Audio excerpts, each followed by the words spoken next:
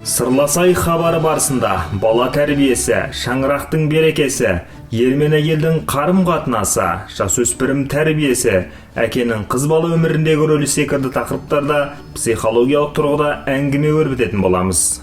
Ассалаумағалейкум, қадірлі тыңдарман. Азан Атырау радиосының эфирінде сырласу хабары. Спикер, психолог Гүлвира Ибатоллақызы. Біз бүгін қыз баланы ұлттық психология тұрғысынан тәрбиелеудің маңызы туралы сұхбат өрбітеміз. Қош келдіңіз студиямызға. Қош көрдік, сәлеметсіздер ме? Алдымен бірінші сұрағымыз дәл осы тақырыбымызға орайластырайық әлқисасын. Қыз баланы ұлттық психология негізінде тәрбиелеу дегеннің маңызы неде жатыр? Жалпы ұлттық психология тұрғысынан тәрбиелеу дегеніміз не, соған тоқтасақ? Жақсы, ең бірінші мен ұлттық психология дегеніміз не, сол турасында айтып кеткім келіп отыр. Жалпы белгілі бір ұлт өкілдеріне тән ұрпақтан ұрпаққа беріліп отыратын мінез құлық пен психологиялық қарекет ерекшеліктері. Ал ұлттық психологияны қалыптастыратын компоненттерге не жатады дейтін болсақ, ол ұлттық мінез, ұлттық темперамент, ұлттық ақыл-ой, ұлттық сезім мен көңіл-күй, ұлттық салт дәстүр мен әдеттер. Бұл жерде енді ұлттық мінез дегеніміз мысал ретінде немістердің пунктуальностын айтуға болады, жапондықтардың еңбекқорлығын айтуға болады, американдықтардың азартқа, энергиясы мол екендігін айтуға болады. Ал темпераментті айтатын болсақ, бұл бір жеке тұлғаның темпераменті емес, жалпы ұлттың темпераменті. Мысалы, француздар, итальяндықтар, испандықтар эмоционалды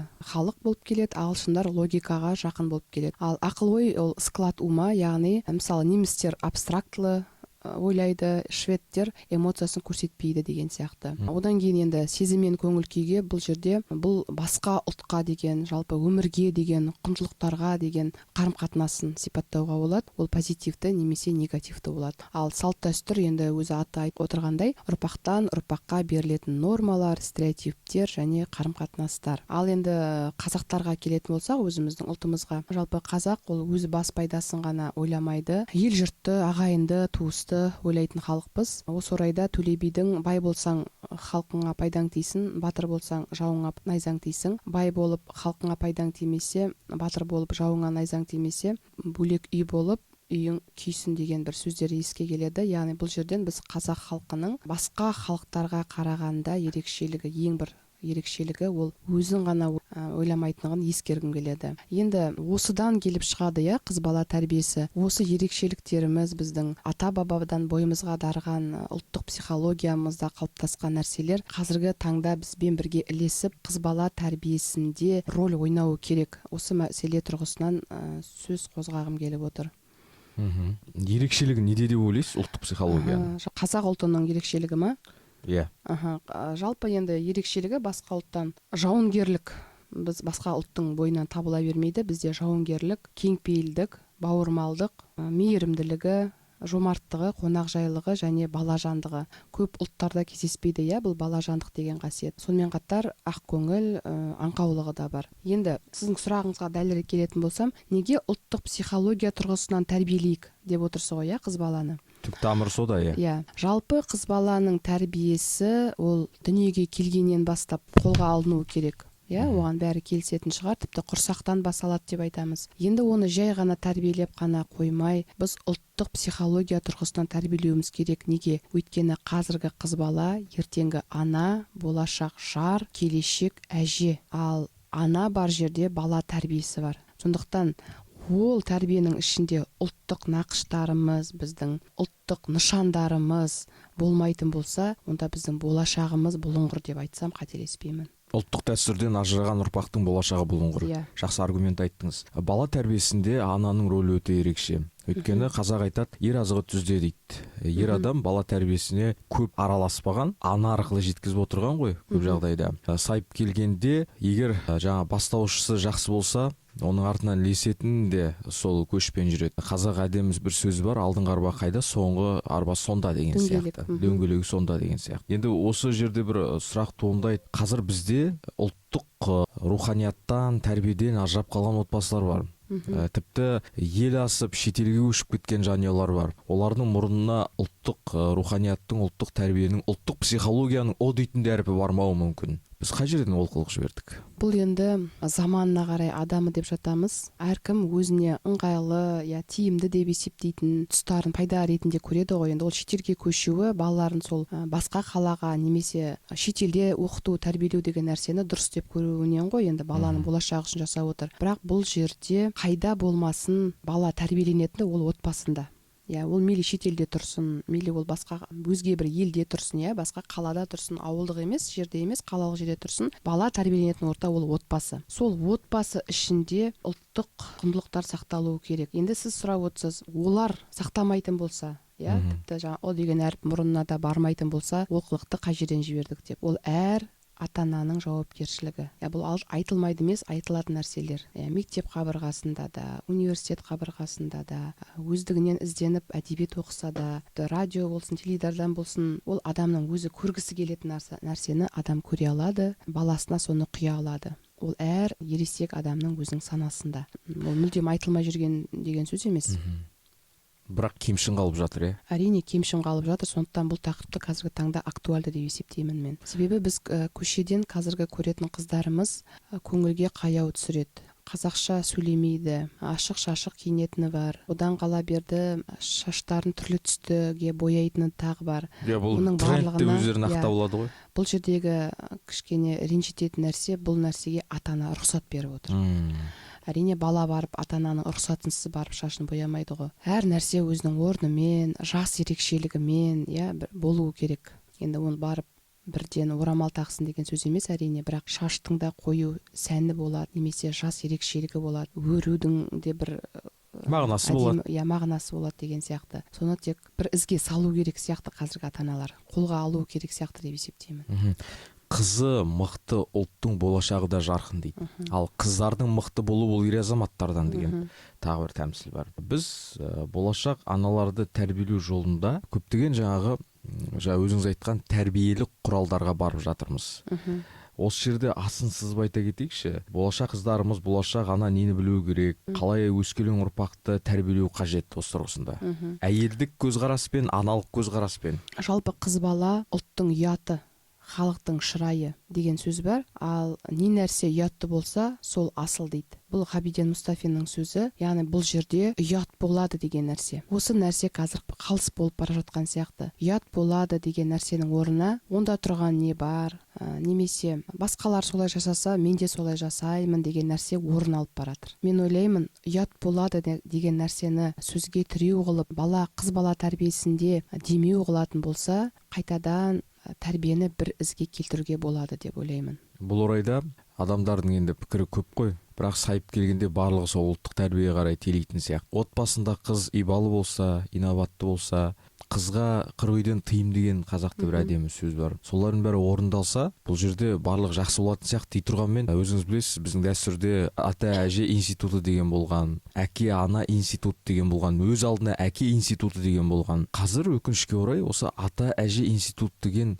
қалып бара жатқан сияқты. Бұрын қазақ енді өзінің бауырындағы баласын ата әжесінің бауырына салмаған, жай тәрбиесіне берген ғой. Қазір осы ескі техниканы қолданғанымыз дұрыс па? Ата әжеге бала әрине дұрыс, бірақ қазіргі ата әже сол баланы тәрбиелеуге алатын болса. Қазіргі ата әжелер телефон ұстайды, немесе балалармен айналысып отырғысы келмейді. Қазіргі ата әжелердің жалпы өздері өзгерген, заманына қарай әрине оны ешкімді кінәлаудың қажеті жоқ бұл жерде. Яғни жастық шағымда асырадым, бақтым, енді өзім үшін өмір сүрем дейтін ата әжелер бар. Оларды да түсінуге болады. Енді ондай отбасылар болатын болса, ең басты күш анаға түседі. Ана ата әженің де орнын алмастыра алады әбден. Ал әкеге келетін болсақ, әкелердің өзі әйеліне жүктеп қойған. Яғни тіпті кейбір отбасыларында шешім қабылдауға да әйелін араластырады. Өзі шешім қабылдай алмайды. Бүкіл ауыртпалықты немесе бір жауапкершілікті шешім қабылдайтын нәрселер болса, әйелмен ақылдасуды жөн көріп отыр. Сол баяғы әйелдің 40 жаны бар дейтін сылтау. Ал сөйтіп отырған ер азамат қыз баласына немесе жалпы балаларына қандай тәрбие беру жолын, ісін қолға алады деген сұрақ туындайды. Сондықтан бұл жерде әр тұлға, әр рөлдегі осы отбасындағы өзінің рөлі бар ғой, әрбір мүшенің әкемін, анамын, әжемін, атамын деген рөлдерді білуі шарт. Сол рөлді түсінгенде ғана отбасындағы тәрбие оңалады немесе бір үзге түседі деп айтуға болады. Әйел бақытты болса, бақытты ұрпақ тәрбиелейді дейді. Алайда қоғамда жүйкесі тозған бақырып сөйлейтін аналарымызды кездесіп жатады. Әлеуметтік желіге де шығып жүр, жаңа баласын ұрып қоғамдық орындарда деген сияқты айқайлап, осы уақытта айтарыңыз. Бұл неден туындаған нәрсе болуы мүмкін?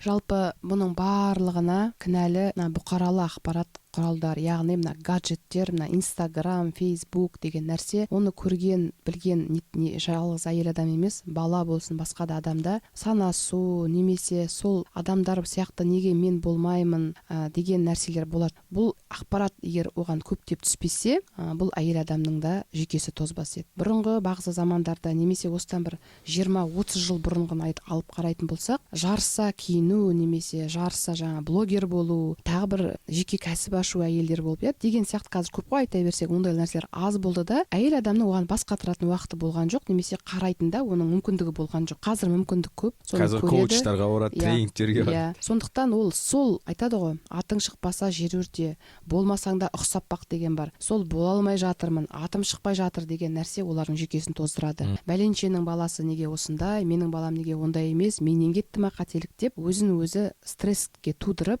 әйел адамдардың сол бақыратыны, әлеуметтік желіге таралып жатқан видеоның барлығы содан. Мен психолог ретінде айтар едім, бақытты әйел болу үшін ол өзіңнен бастау керек. Сенің бақытың ол осы айналаңдағы өзіңе жақын адамдар. Ол сенің балаң, сенің жолдасың, ата-енең, аман отырған ата-анаң. Яғни қолда бар нәрсені көріп, біліп, бақытты содан іздеу керек. Яғни біз энергиямызды бостан босқа алыстағы адамдарға шашып жатырмыз.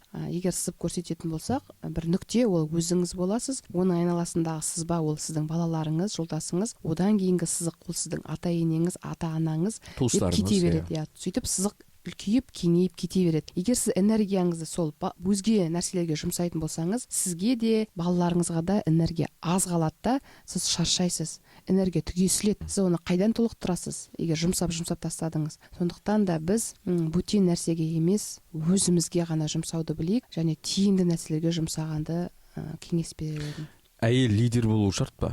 Жоқ, әйел лидер болуы шарт емес, әйел отбасында ұйытқы болу керек. Яғни ол бүкіл энергиясын үйге жұмсау керек. Үйде енді лидер деген нәрсені үйде қолданбаған дұрыс.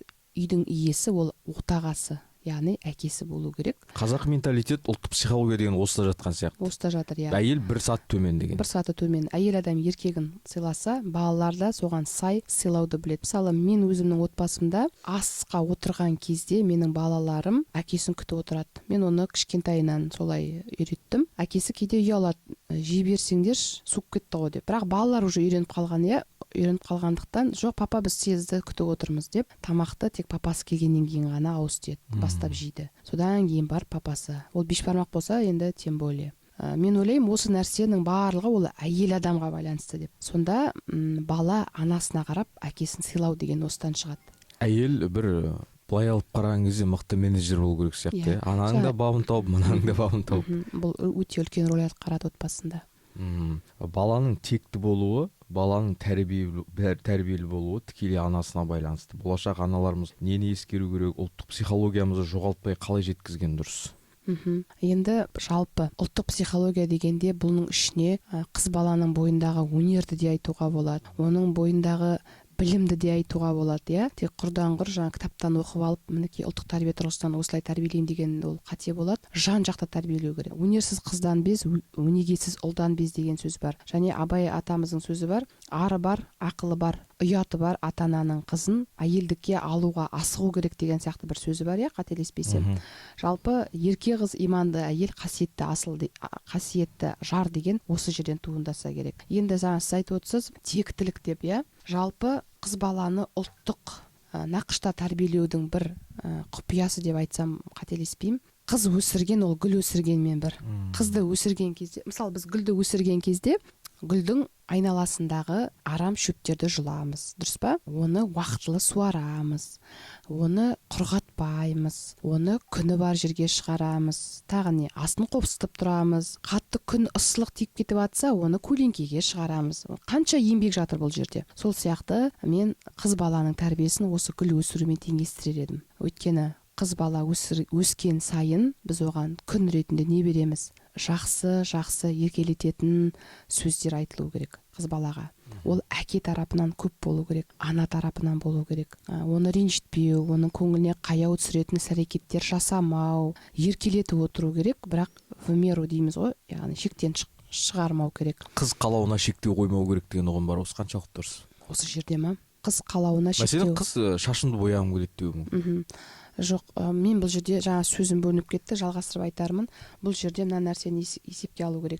5 жасқа шейін қалауына шектеу қоймауға болады.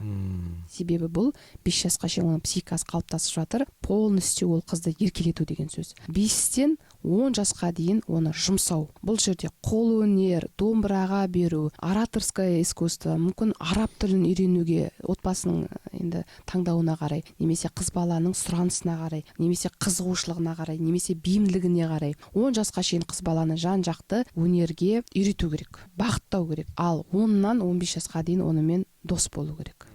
Осы нәрсе. Құрбы болу керек, сырлас болу керек. Енді жаңағы сөзіме оралатын болсам, жаңа гүлді өсіріп жатырмыз ғой. Сол қызды сол гүлге сай өсірген кезде айналасын қопсыту, айналасындағы арам шөптерді жұлу деген сөз, ол кіммен араласады? Соцсетте кіммен сөйлеседі? Инстаграмда досы кім? WhatsAppта досы кім? Қалай сөйлеседі? Не айтады деген нәрсені ана қадағалау керек. Осы қазбалаған дұрыс па? Жоқ, қазбалау деген дұрыс емес. Қазбалау деген қате, тексеру. Дос болу арқылы тексеру. Қызым, кіммен сөйлесесің? Ол не айтты деп, ол күлсе бірге күлеміз, яғни оған күлкінішті болып тұр ол нәрсе, бірақ соңында қызым, бұл күлкінішті, бірақ бұл қыздың бұл әңгімесі негізі дұрыс емес. Бұл қызбен сен дос болмағаның дұрыс, оның айтып отқан нәрсесі маған ұнамай отыр, кейін ол саған кері әсерін тигізуі мүмкін.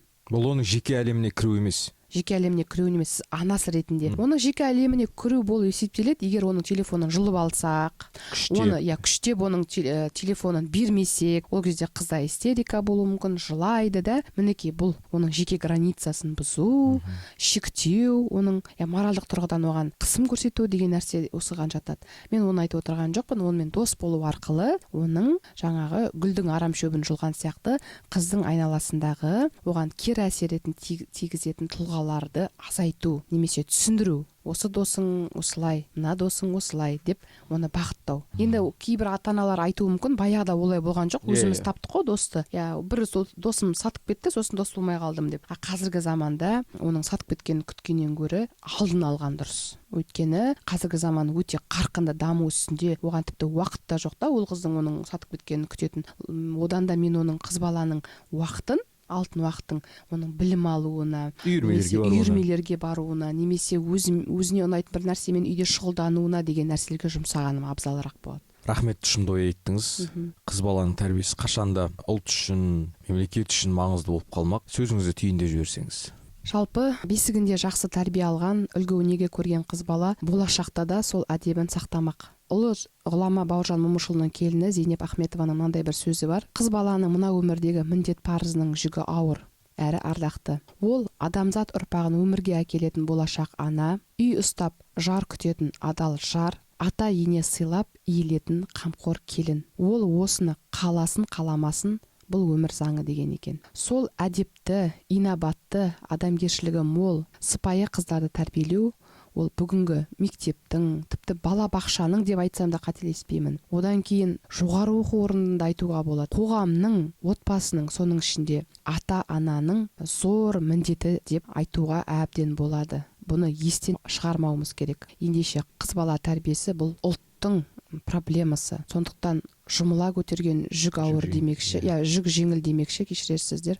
Қыз бала тәрбиесіне немқұрайлы қарамай, балабақшадан, тіпті кішкентайынан буыны қатпастан бастағанымыз дұрыс болады деп шақырғым келеді аналарды.